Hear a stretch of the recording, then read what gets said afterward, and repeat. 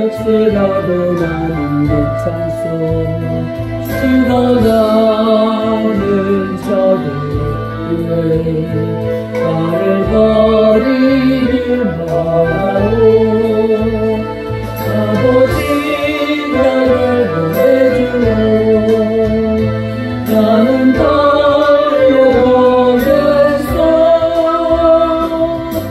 목숨도 뛰지 않겠소. 나를 보내주오.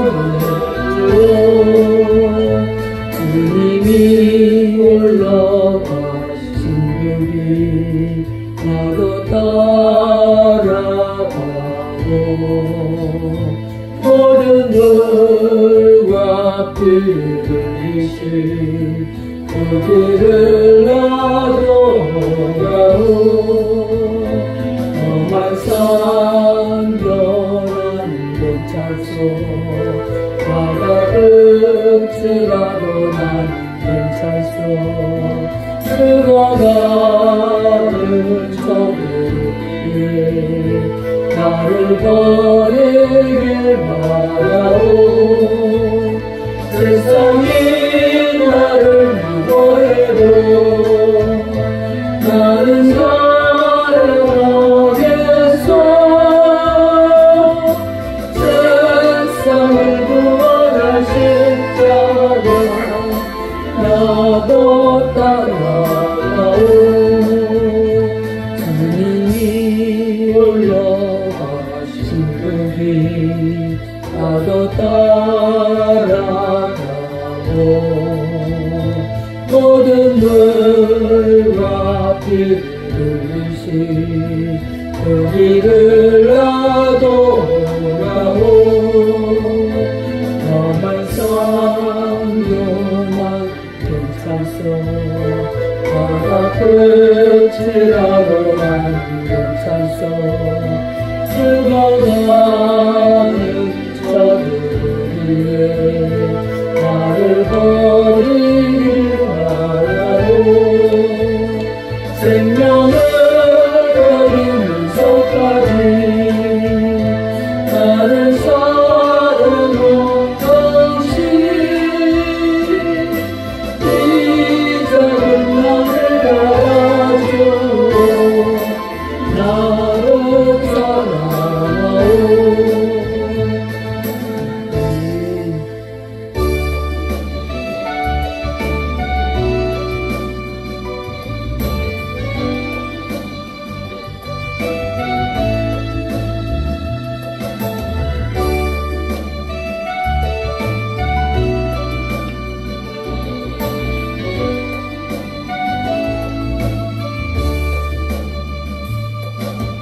주님 다시 오실 때까지 나는 이 길을 가리라.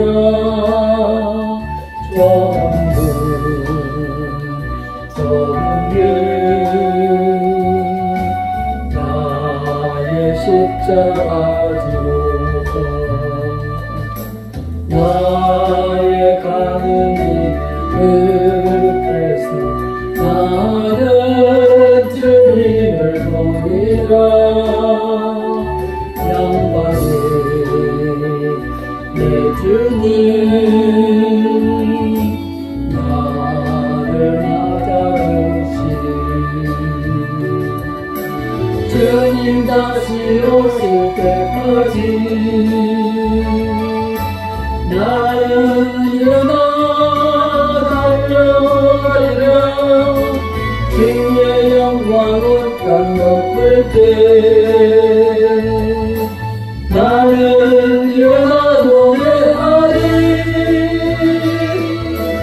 내 사랑하는 주님 온 세상 부르시리라. 내 사랑하는 주님 영광의 왕이시라.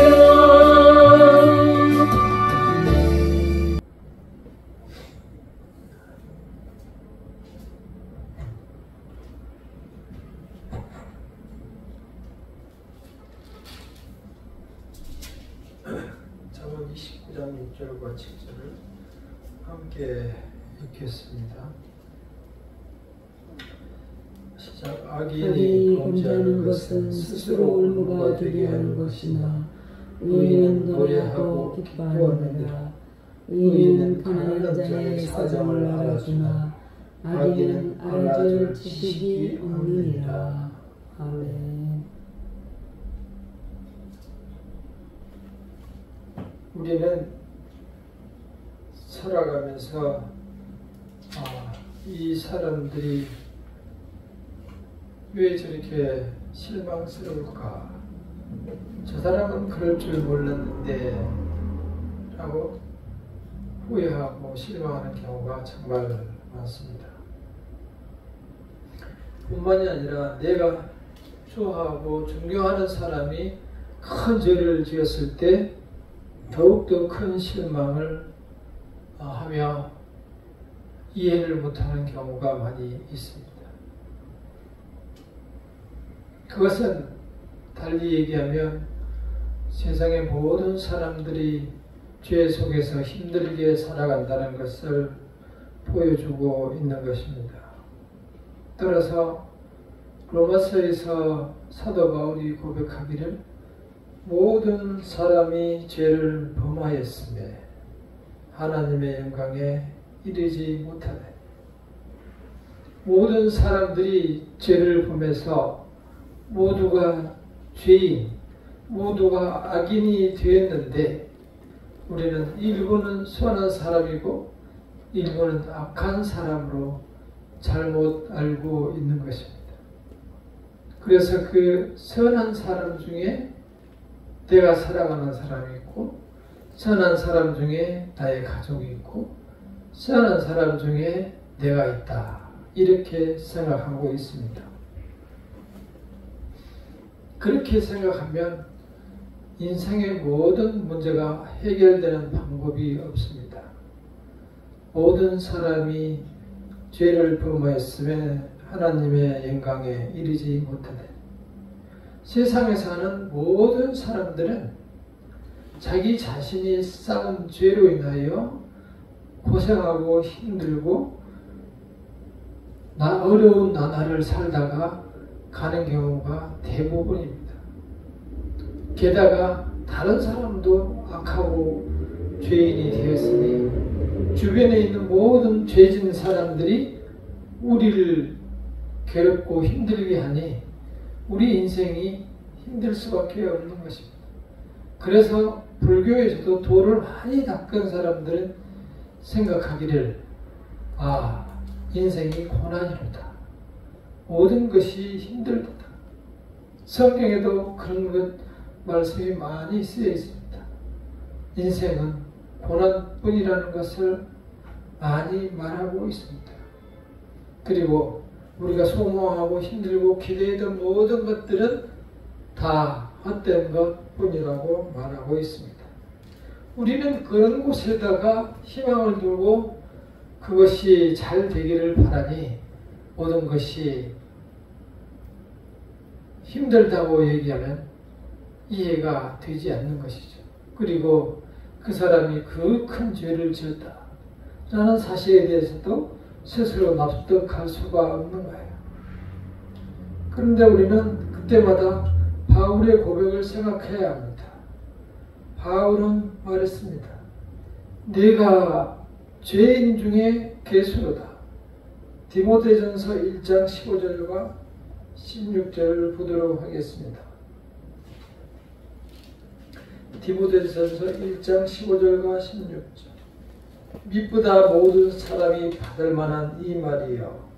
그리스도 예수께서 죄인을 구원하시려고 세상에 임하셨다 하였도다. 죄인 중에 내가 괴수니라. 그러나 내가 긍휼을 입은 까닭은 예수 그리스도께서 내게 먼저 일체 오래 참으심을 보이사 후에 주를 믿어 영생 얻는 자들에게 본이 되게 하려 하시니라. 사도 바울은 깨달음을 갖고 나서는 미쁘다 라고 탄식을 기뻤습니다. 탄식이 아니고 미쁘다라고 큰 기쁨의 탄성을 자아냈습니다. 그것은 내가 죄인 중에 괴수인데 그리스도로 인하여서 내가 다시 살아났구나 라는 사실을 깨달음으로써 정말 믿을만한 하나님을 정말 기쁜 일이다 이렇게 탄성을 자아냈던 것입니다. 예수께서는 오래 참으심으로 우리에게 구원을 이루셨고 그래서 다시 살아나는 본이 되기 위해서 부활하셨다는 사실을 사도 바울은 고백하고 있습니다. 결국 그 십자가는 우리의 죄를 씻어내고 우리를 그 죄 가운데서 다시 사기 위한 그래서 우리를 구원에 이르게 하기 위한 구원의 십자가 있다는 사실을 깨닫게 된 것입니다. 우리가 그러한 사실을 깨달음이 없이는 어떠한 의도 이루어낼 수 없습니다. 예수께서 우리에게 구원과 의를 주셨다는 얘기, 다시 말해서 우리에게 칭의를 주셨다는 말은 비록 우리가 그러한 죄인이지만 이제 너는 의롭다라는 그러한 표현입니다. 다시 말해서 여전히 우리가 죄로 인하여 죽을 수밖에 없는 사람이지만 예수께서 우리에게 의로운 사람이라고 불러주시는 겁니다. 따라서 그 은혜를 깨달을 수 있어야 우리는 예수께서 주신 기쁨을 누릴 수가 있고 또한 예수께서 주신 여러 가지 선한 사업을 해낼 수 있는 것입니다. 오늘 6절에서 말씀하신 의인은 노래하고 기뻐하느니라. 결국 모든 사람들이 죄를 범했지만 하나님을 발견한 사람, 그리스도께서 우리를 위하여 십자가를 지셨다는 사실을 발견한 사람, 그 사람을 의인이라고 해 주셨고 그 사람은 내가 죄 가운데서 사망 가운데서 살아났다는 사실 때문에 기뻐하고 노래할 수밖에 없는 것입니다. 우리는 그 과정을 잊을 수가 있어서는 안 됩니다. 우리는 그것을 통해서 새 사람이 되었고 새로운 피조물이 되었기 때문입니다. 우리는 세상을 잘못 알고 있는 것입니다. 많은 것을 세상에서 이루고 많은 돈을 벌고 돈과 명예를 이룬 다음에 그것으로 만족과 행복을 누리고 그것으로 기쁨을 누린다라고 생각하고 그것으로 정당화시키고 있습니다. 잘못된 것입니다. 세상에서 얻는 기쁨이 있습니다. 합격하고 성공하고 또한 건강해지고 어디에서 입상을 하고 좋은 회사를 들어가고 칭찬받고 세상에서 기쁜 일들이 있어요. 그러나 그런 것은 구원과는 전혀 관계가 없는 것입니다. 그렇게 해서 세상에서 모든 것을 누린다고 한들 그런 것은 하나님의 구원의 사업과는 전혀 관계가 없는 것입니다. 그렇게 보면 오히려 우리는 불쌍한 사람들이죠. 우리에게 주신 기쁨, 우리가 누리는 기쁨은 그리스도께서 나를 위하여 십자가를 지셨다는 사실이 너무 놀랍고 신기해서 누리는 기쁨입니다. 그러한 기쁨을 그런 기쁨을 느껴본 적이 언제입니까? 우리는 신앙생활하면서 그러한 기쁨을 느껴본 적은 있는 것입니까?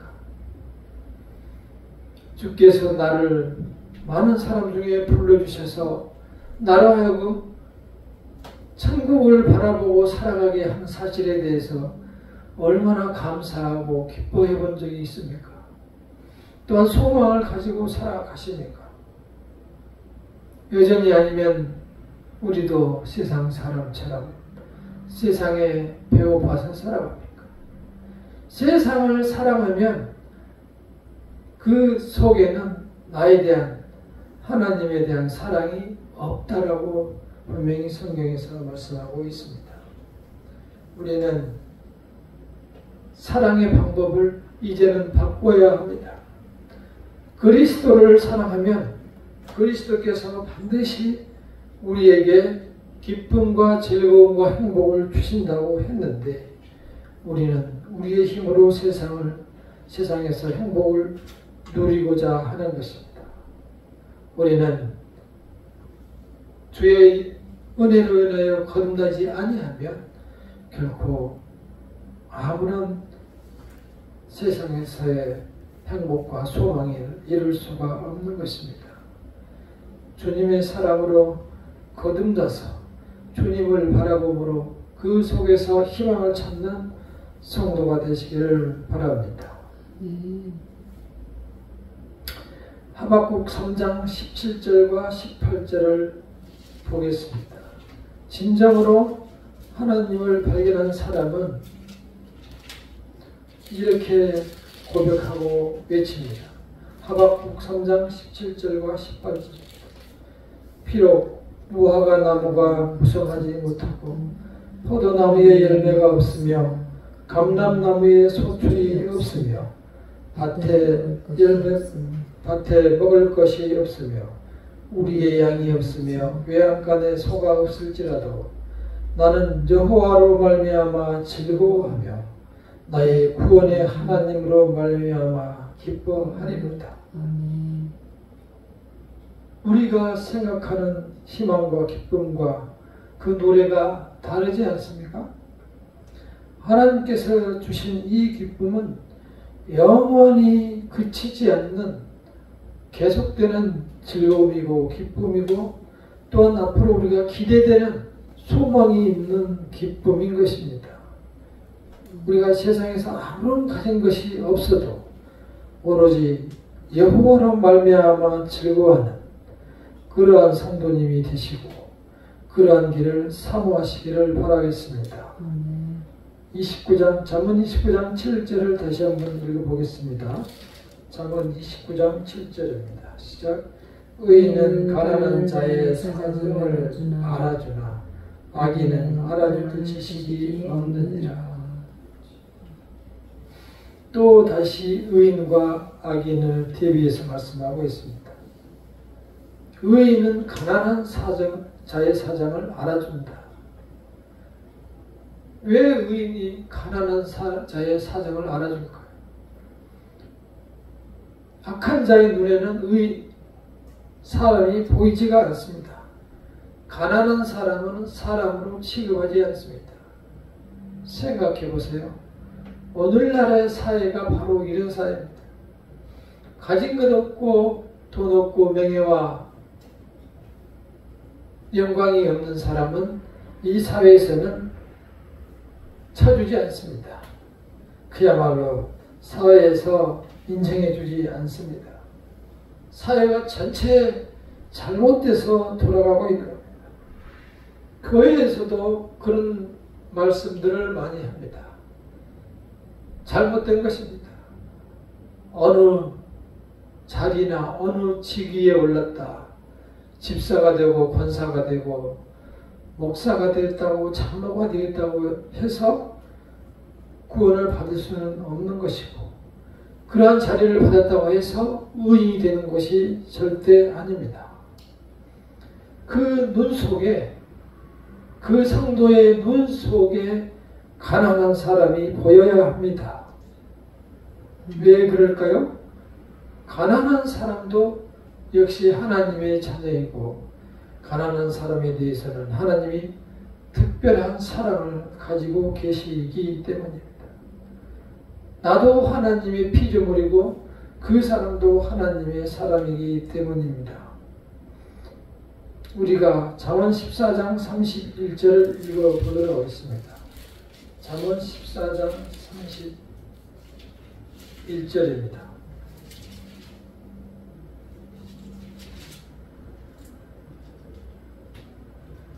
가난한 사람을 학대하는 자는 그를 지으신 이를 멸시하는 자요, 궁핍한 사람을 불쌍히 여기는 자는 주를 공경하는 자니라. 가난한 사람을 학대하는 자는 누구를 멸시해요? 그를 지으신 하나님을 멸시한다라고 말씀하고 있습니다. 어렵고 궁핍한 사람을 불쌍히 여기는 자는 하나님을 공경하는 자니라. 명백하게 나와 있습니다.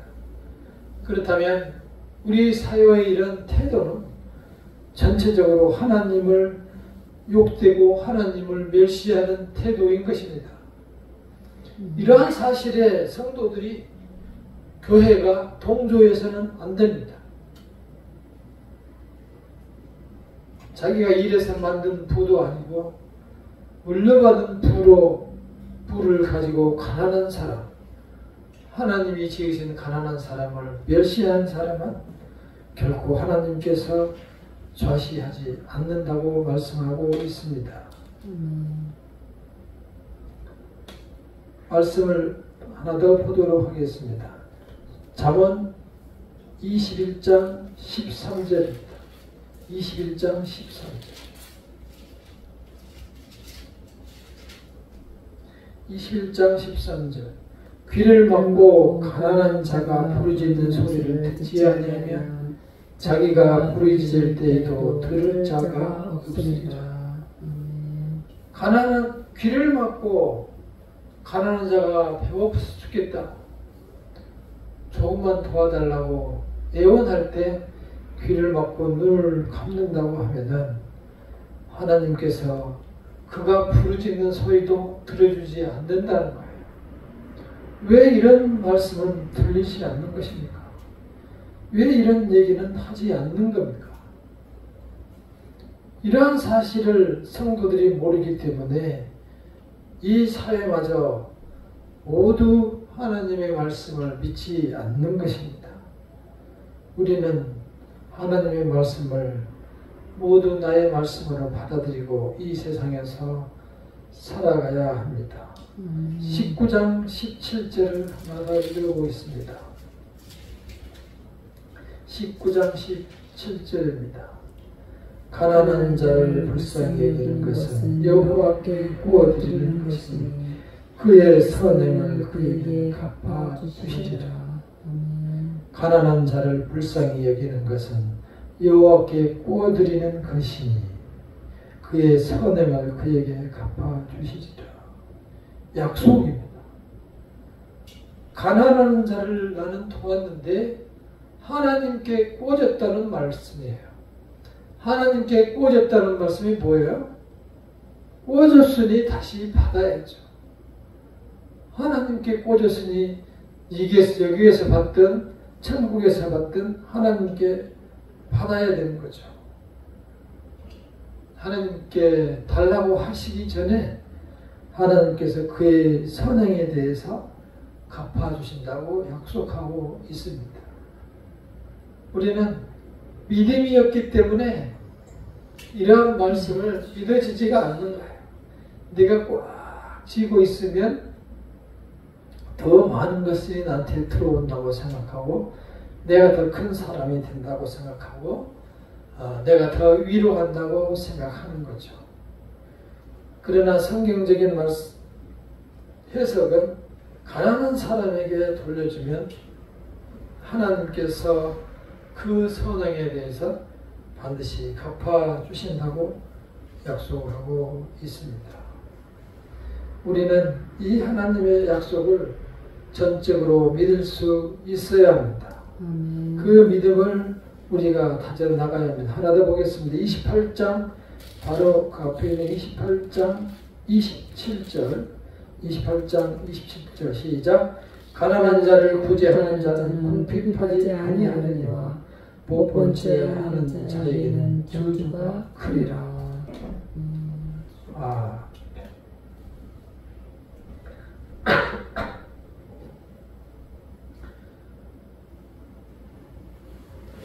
안타까운 것은 이러한 성경의 말씀에도 불구하고 이러한 것들을 전혀 의식하지 않으며 살아가는 사회가 안타깝기 짝이 없습니다. 가난한 자를 구제하고 가난한 자를 불쌍히 여기며 하나님의 똑같은 형제로 생각하고 살아갈 수 있는 믿음을 가지시기를 바랍니다. 가난한 자를 복번치 않은 하나님의 저주를 받으리라고 말씀하셨습니다. 이런 모든 일이 가능하게 하는 것은 바로 우리가 하나님의 말씀을 바라보는 태도입니다. 우리가 믿음입니다. 하나님의 말씀을 전적으로 믿는 그 믿음에서 의인이 되고 악인이 되는 것입니다. 우리는 이러한 말씀을 들으면 나는 가만히 들어보니 의인은 못된 것 같고 그렇다고 나는 악인은 아닌 것 같다. 이런 생각을 합니다. 그렇지 않습니다. 우리는 둘 중에 하나입니다. 악한 사람이거나 의인이거나 어느 쪽이신지는 잘 판단하시기를 바랍니다. 가난한 자를 불쌍히 여겼거나 가난한 자를 하나님의 자녀로 생각했거나 가난한 자에게 구워준 사람은 의인인 것입니다. 우리가 가야 될 길입니다. 따라서 우리가 그리스도인으로 그리스도께서 나를 십자가로 대속했다는 사실을 기억하지 않으면 우리는 그 의인에 들어갈 믿음이 생기지가 않습니다. 그러한 믿음을 가질 수 있도록 우리는 늘 십자가를 가까이 나아가야 합니다. 예수 앞에 나아갈 때에 주께서 우리에게 힘을 주시고 능력을 주셔서 의인으로 살아가게 하는 것입니다. 십자가를 우리가 지지 않고 예수께서 이미 지셨기 때문에 우리는 구워진 것에 대해서 갚아주신다고 말씀하시는 그 약속을 잘 믿는 것입니다. 그 약속을 믿고 한번 살아보시기를 바랍니다. 살아내시기를 바랍니다. 그랬을 때 그 약속이 반드시 하나님의 약속대로 이루어질 것을 믿습니다. 우리 딸이 결혼한다고 기다릴 때가 그저 같은데 벌써 결혼식을 마치고 며칠이 지났습니다. 세상에서 시간은 마치 물처럼 물보다 훨씬 더 정확하게 흘러갑니다. 언제까지 하나님의 말씀에서 벗어나 세상에서 방황하며 세상을 껴안고 사랑하며 세상 속에서 기쁨을 누리려고 합니까? 여러분에게 주어진 시간을 여러분의 마음대로 움직일 수 있습니까?